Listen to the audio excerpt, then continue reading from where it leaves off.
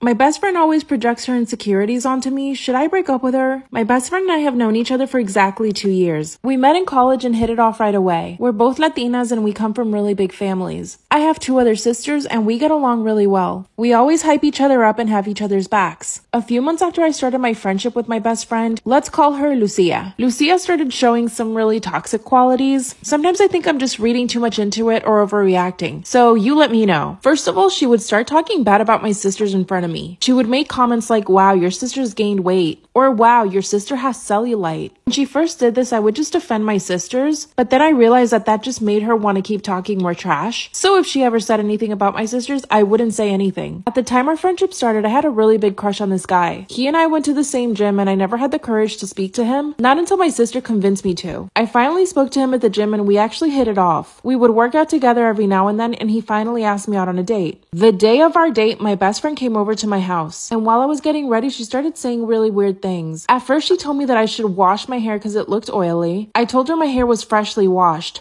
When I looked at myself in the mirror, I could see her reflection and she just rolled her eyes at me. This is when things started clicking. Part 2 is up. My best friend projects her insecurities on me. Should I break up with her? I could see through the mirror that she had rolled her eyes at me. Then she started making other comments about my appearance. Mind you, I'm getting ready for a date. When I showed her the outfit that I was gonna wear, she said it was too revealing and that I would probably scare him off. It wasn't even revealing, it just showed my legs. It was a cute sundress with the cardigan on top. I told her I thought I looked cute. And then she said, allá tú, amiga. As I'm finishing up my hair and my makeup, she says, wow, you're gonna wear that much makeup? But the way she said it was so aggressive, I actually took off the lipstick I was wearing. Instead, I just put on lip balm. I looked at her and she had a smile on her face. It was like she was happy she finally got to me. The date went really well and he actually turned into my boyfriend a few weeks later. And guess what? My best friend started judging everything about him. The first time she met him, she started saying, wow, I think he's balding, which he isn't. And even if he was, I wouldn't care. She also started making comments about him staring at other girls, something I never even noticed that he did, and I would know I'm with him all the time. It's like she was trying to plant all these insecurities in my head. One day, Lucia and my boyfriend and I are in his car. We were heading to the movie theaters when Lucia says, wow, you put on way too much perfume. It's giving me a headache. That's when my boyfriend told her that if it bothered her that much, she should just go home. And out of nowhere, Lucia swung her fist at him. She actually tried to attack him. Part 3 is up.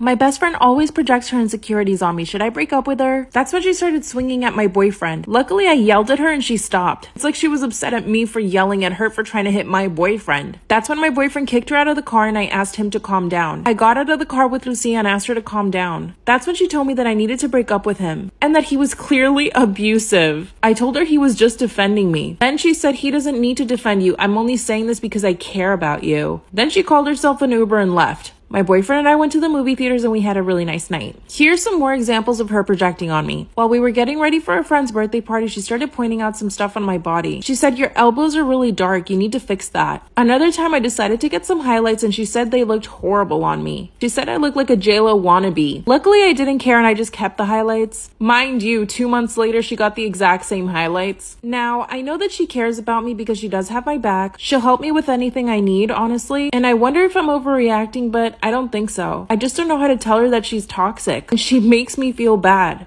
What should I do? Story time about how I caught my mom hooking up with my guy best friend. Disclaimer, this is not my story time. I'm sending me on Instagram. My best friend and I have known each other for 7 years. Let's call him Mark. Mark and I met when we were in school and we have been inseparable since then. Everyone's constantly telling us that we should date, but we're not into each other like that. Last year, my parents started fighting a lot because my dad found out that my mom cheated on him. And she cheated on him with my dad's best friend. My mom's the kind of woman that constantly seeks attention from men. And growing up, she weirdly competed with me. Like anytime I liked a boy, she would flirt with him in front of me. So yeah, my mom's not the best when it comes to stuff like that. So when my dad found out that my mom was cheating on him, I basically just wanted to keep the peace. And I convinced my dad to not get a divorce. Huge mistake. Fast forward to 2 months ago. Mark was just about to turn 20, so I had been planning a birthday party for him. Because of COVID, I was only inviting our immediate family and close friends. And of course, my mom had to interject and wanted to help me plan everything. I told her several times I didn't need her help, but she insisted. Let me just say this. Before any of this happened, it never occurred to me that my mom was even attracted attracted to Mark. I saw him as like a brother to me, so I assumed that she would see him the same way. My mom and dad kept arguing every single day. Mark would come over and he would just let me vent to him. The day of Mark's birthday party is when I started noticing some weird things. My mom, of course, had to drink a lot of champagne, so she was getting a little tipsy. She insisted on dancing with Mark and like making this big scene, so they started dancing. More people joined the dance floor and it became like a real party. A few hours later, I see my mom and Mark sitting on the couch, but my mom is crying her eyeballs out, complaining about my dad, and Mark is just there listening to her. I mean, she's putting him in a weird position. I literally had to peel my mom off of Mark and take her home and put her into bed. Thankfully, Mark just thought it was funny, so he didn't get upset. A few weeks later, I come home and find Mark in the kitchen with my mom. Once again, my mom is drinking and complaining about my dad. And once again, Mark is just listening to her. But here's the thing. My mom was standing there in a bikini, supposedly ready to get in the pool, part 2. So my mom is standing there in a bikini trying to seduce my guy best friend. Disclaimers is not my story time. It's sent to me on Instagram. I asked my mom nicely to go put on some clothes and she refused. So I grabbed Mark's hand and told him to come upstairs with me. I asked him what was going on between him and my mom and he said nothing. And he even said that I was ridiculous for even suggesting something like that. And I believed him, so I let it go. A few days later, my mom is dressed up all sexy in a red tight dress, supposedly making breakfast for my dad and I. But my dad had already left for work, and I was going to school, so she knew that. I had the feeling that she had Mark coming over and she didn't want me to know. So I got in my car and told her I was leaving for school. Instead, I waited around the corner and I saw Mark driving up to the house. I waited for about 10 minutes and then I quietly pulled into the driveway and opened the door. And what do you know, my mom is sitting on the countertop making out with my guy best friend. And they were going at it. Like if I hadn't gotten there, it would have happened, you know? I slammed the door and my mom jumps off the counter. Mark pretends that nothing's wrong and tells me that he has to go to school. But of course, I didn't let him leave. That's when my mom told me that they were in love. And what do you know? Mark confirmed it. That's when my mom basically begged me not to tell my dad anything and that her and Mark were going to continue seeing each other. I told my mom I'd keep the secret, but instead I drove straight to my dad's job and told him everything. He went straight to his lawyer and filed for divorce. When he confronted her, my mom basically said that I was lying and that I had for some reason made everything up. Mark, on the other hand, is totally in love with her, but she's telling him to leave her alone. So she also broke his heart. He doesn't even want to go back to school and he's begging me to get my mom and him back together. I told him that that would never happen because my mom is never going to leave my dad. My dad makes a lot of money and she has no job. He provides her a lifestyle that Mark could never. Now here's the thing, my mom's accusing me of being a terrible daughter for telling my dad. But how could I not tell my dad? I mean, am I the asshole here? I doubt it, but what do you guys think? What should I do? Quick story time. At the time, me and my friend got jumped in the Walmart parking lot. So me and my friend were steady beefing with these two girls that went to our school, and they were just like mean girls. Like they were literally the definition of mean girls. They always bothered us just to bother us. Child, I might take this wig off. They were just always picking on us and they were just like really mean. So we were just driving around and we ended up at Walmart. And there are those two girls. They were checking out and they saw us too and they stared dead at us. Now me and my friend are not fighters. We usually try to avoid the people that hate us so nothing happens. So we hurry up and try to get out of there before they finished checking out. We got as far as our car and then they walked out of the store. And obviously, because they were mean girls, they yelled our names, came towards us, took the bags that we had, threw the shit we just bought everywhere. Like I said, we don't fight, but we had to defend ourselves. But we're not good at fighting, so we're getting beat up. And one of their friends comes out of their car and joins in. Wigs are being snatched, eyelashes are getting ripped off. It's a mess, honey. Eventually, a Walmart security guard told us that we had to leave, or they were gonna call the cops. And then we got banned from Walmart forever, so.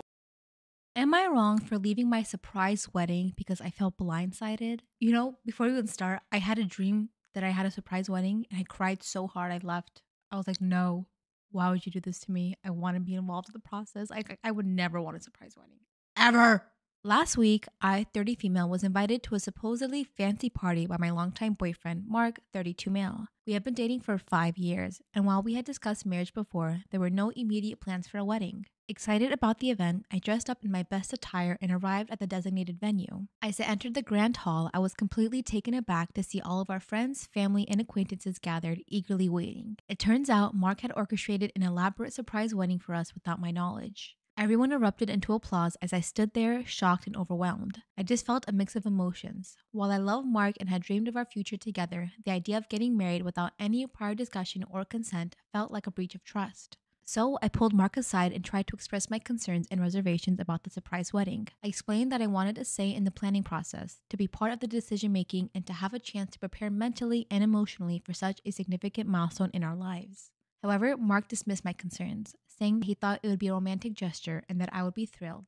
In that moment, I faced a difficult choice to go along with the surprise wedding, putting a smile on despite feeling unsettled, or stand up for my autonomy and voice my true feelings. I ultimately made the decision not to proceed with the surprise wedding, much to the disappointment and confusion of our guests. Now I find myself at odds with Mark, our families, and even some of our friends who believe I overreacted and spoiled a beautiful moment. However, I firmly believe that a marriage should be a joint decision with open communication and shared expectations. Everyone's excuse for this is I've always talked about marrying Mark, and again, the problem isn't marrying him. The problem is not having say in my wedding. Mark thought I'd appreciate it because I always spoke about how stressful wedding planning must be. Yes, I think it's stressful. It is, but I'd still like planning one. After this whole ordeal, everyone asked if Mark and I were ending things, in which I replied no. I emphasized towards them and Mark that I still wanted to marry him, and most feel like this is making me more of an asshole since I just wanted a perfect fine wedding. So, am I the asshole for refusing to attend my own surprise wedding even though it was intended as a romantic gesture? I want to know how not a single person in your unit, like in your family, in your close circle of friends, no one thought to be like, hey, maybe this isn't a good idea. Maybe we should inform her. That part boggles my mind. That no one, like, I get it. Guys don't understand that. Like, I know in his mind, I don't doubt that he really just did it because he thought it would take less stress off of you and you guys knew you wanted to marry each other. I get that. But I understand your point too of wanting to have this discussion, be like, hey, like if we get married, it should be on both of our terms that we're both in the right mindset for it.